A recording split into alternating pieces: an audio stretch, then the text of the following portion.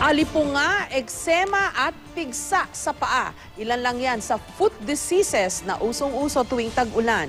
Kung hindi raw maiiwasang lumusong sa baha, may mga paraan naman para makaiwas sa sakit. Alamin yan sa report ni Katrina Song.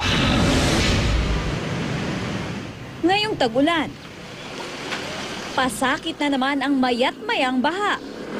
Sa kaunting pagulan lamang na ating nararanasan, agad nang tumataas ang baha sa iba't ibang kalsada sa ating bansa.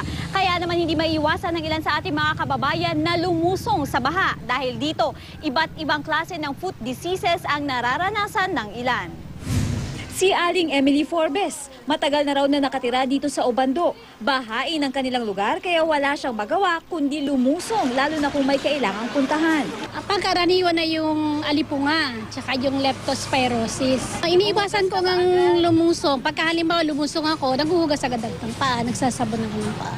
Ang grupo namang ito ng mga tricycle driver, lagi raw babad ang mga paa sa baha. Kaya naman normal na raw sa kanila ang pagkakaroon ng alipunga. Ano ba yung karaniwang pinoproblema niyo pag nabababad yung paa ninyo sa alipunga? Makati, tsaka hindi ka makatulog sa gabi. Makati, mabde. Talagang ganun nasa mababang lugar tayo. Wala tayong magagawa.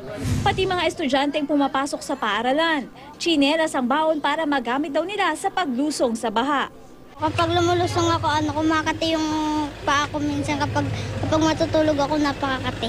Ang alipunga, ang mga fungi, mas nag-grow siya sa mga areas na basa, no? Isang paraan ay pag nabababad sa tubig, no, na contaminated. Kailangan din daw agad na gamutin pag nakaramdam ng pangangati sa paa. Yung clinical na lang titingnan mo, nag-wet yung between the toes, pwede rin sa ilalim ng paa, no? Magkakaroon ka ng bootleg na makakati, na usually mga mapuputi, parang kulay balat, no? Later on, pwede siya mag-burst o kaya sa sides ng paa. Para makaiwas dito, kailangang agad hugasan ng paang nababad sa baha. Kailangan din daw itong sabunin ng mabuti at lagyan ng alkohol. Kung may alipungan naman at hindi agad may patingin sa doktor, pwede mong gawin ang mga sumusunod. Paghaluin ng isang baso ng puting suka at isang baso ng maligamgam na tubig sa isang batya.